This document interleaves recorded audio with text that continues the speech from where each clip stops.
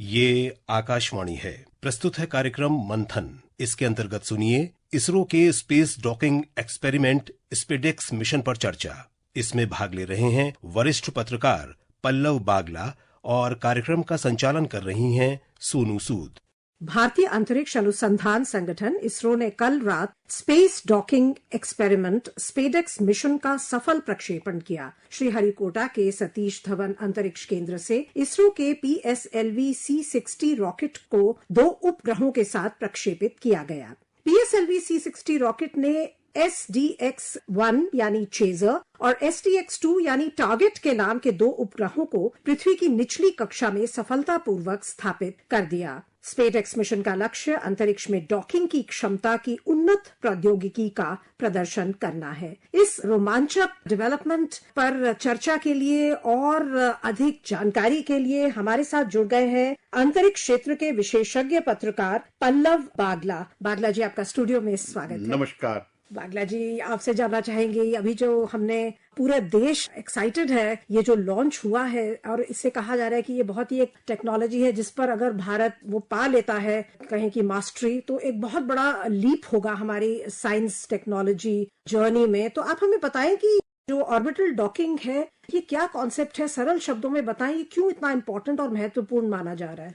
Space docking experiment या स्पेडेक्स, जिसको कि भारत के पोलर सैटेलाइट लॉन्च व्हीकल ने 62वीं उड़ान में सफलतापूर्वक प्रक्षेपित किया, ये बड़ा अहम कदम है भारत के लिए। आगे के कार्यक्रम पूरा करने के लिए अगर चंद्रयान 4 को करना है, भारतीय अंतरिक्ष स्टेशन बनना है या एक भारतीय को चांद की सतह पे पहुंचाना है, उसके लिए पहला कदम है। स्पेस डॉकिंग उस क्रिया को कहते हैं कि अंतरिक्ष में 2 ऑब्जेक्ट को साथ लाना, जोड़ना और उनमें से माल या आदमी या औरत को एक दूसरे में पार करना।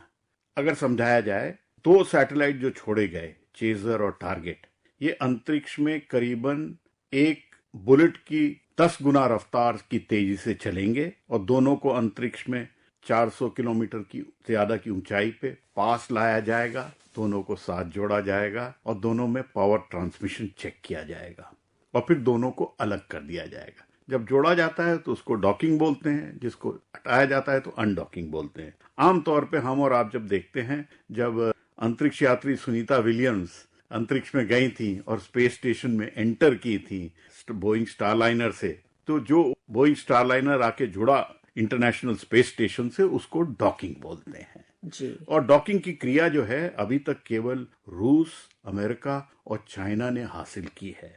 तो भारत चौथा देश बन रहा है जो इसको अटेम्प्ट करके आगे तैयारी में है पकड़ लेने के लिए, क्योंकि हमारे आगे के प्रोग्राम जो हैं सारे स्पेस डॉकिंग पे निर्भर हैं। लेकिन ये जो मिशन था, ये बहुत मायनों में बहुत ही यूनिक इनोवेटिव मिशन है। स्पेस डॉकिंग तो इसका केवल एक छोटा हिस्सा है। बाकी जो आप कह रहे हैं कि बहुत ही यूनिक है और इसके और भी कई पहलू हैं जो बहुत इंपॉर्टेंट हैं, वो प्रमुख रूप से क्या है? ये end to end innovative experimental mission है। करीब 400 करोड़ से कम का खर्चा है इस मिशन पे। रॉकेट जो बनाया वो अनंत टेक्नोलॉजीज ने हार्नेस और उसका इंटीग्रेशन किया। जो सैटेलाइट बनाया गया था वो भी बंगलुरु की एक कंपनी अनंत टेक्नोलॉजीज ने उसका इंटीग्रेशन और टेस्टिंग किया। पहली बारी है कि प्राइवेट सेक्टर में पूरा सैटेलाइट बन के आया है और अंतरिक्ष में जा रहा है। तो रॉकेट भी नया हो गया एक तरह से, सैटेलाइट भी नए हो गए। डॉकिंग पहली बारी करेंगे हम, बिल्कुल नई चीज है, हमने कभी उसकी मास्टरी नहीं की। उसके बाद जो पोलर सैटेलाइट लॉन्च व्हीकल का चौथा चरण है, आमतौर पे वो अंतरिक्ष में कचरा बन जाता है, स्पेस डेब्री बन जाता है, उसका कोई यूज नहीं होता। इसरो ने कहा हम इसमें वेस्ट टू वेल्थ करेंगे। अब चौथे चरण में उसको स्टेबलाइज करके एक लोअर ऑर्बिट में ले आए हैं और उसमें 24 अलग अलग एक्सपेरिमेंट लगे हुए हैं।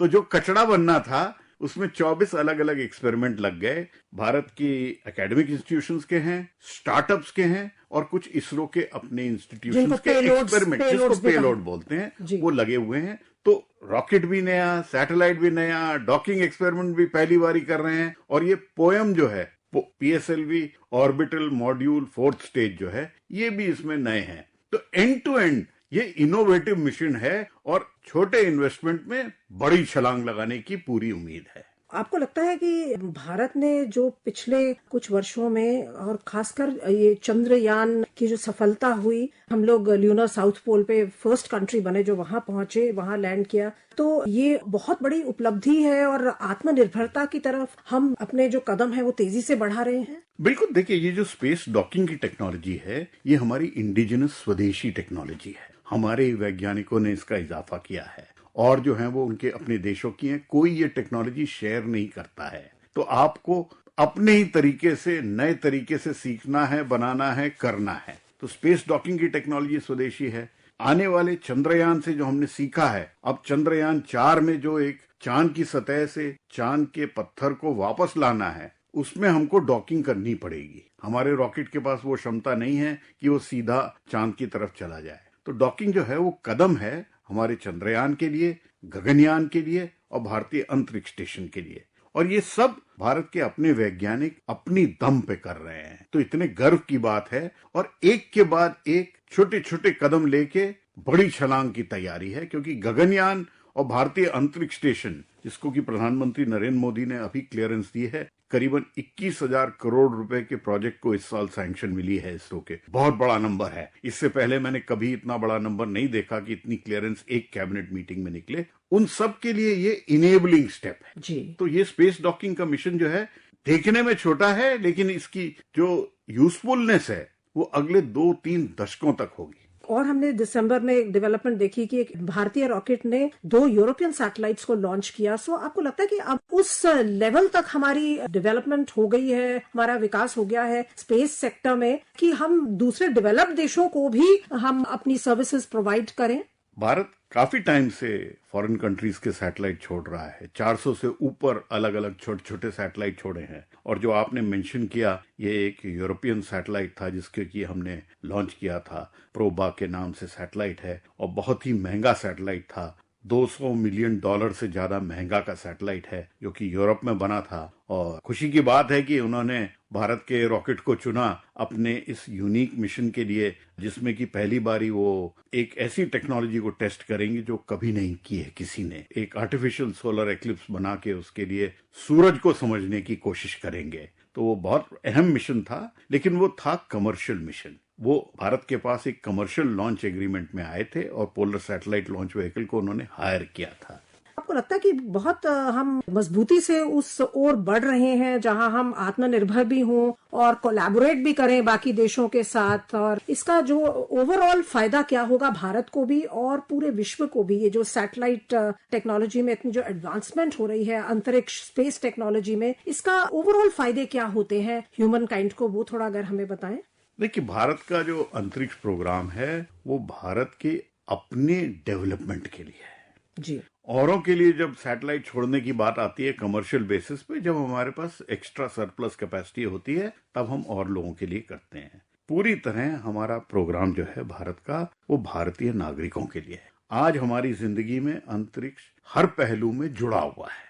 अगर मैं आपको एक आध उदाहरण दूं, जब आप एटीएम से पैसा निकालने जाते हैं, तब भी आपको कहीं ना कहीं भारतीय अंतरिक्ष सैटेलाइट से जुड़ना पड़ता है। जो साइक्लोन होते हैं, बंगाल की खाड़ी में आते हैं, उसकी फोरकास्टिंग के लिए कहीं ना कहीं सैटेलाइट्स की जरूरत पड़ती है। आप और हम जो प्रोग्राम कर रहे हैं या टेलीविजन ब्रॉडकास्टिंग होती है, वो भी सैटेलाइट के थ्रू होती है। तो आज हर नागरिक के हर दिन में कहीं ना कहीं भारतीय अंतरिक्ष एजेंसी जरूर जुड़ी है और उससे हमको बहुत फायदा हुआ है। अभी हाल में एक स्टडी आई थी, उसने ये बताया कि हर एक रुपया जो भारत ने इन्वेस्ट किया है भारतीय अंतरिक्ष सिस्टम में, उससे हमको $2.52 वापस मिले हैं। तो रिटर्न ऑन इन्वेस्टमेंट भी है।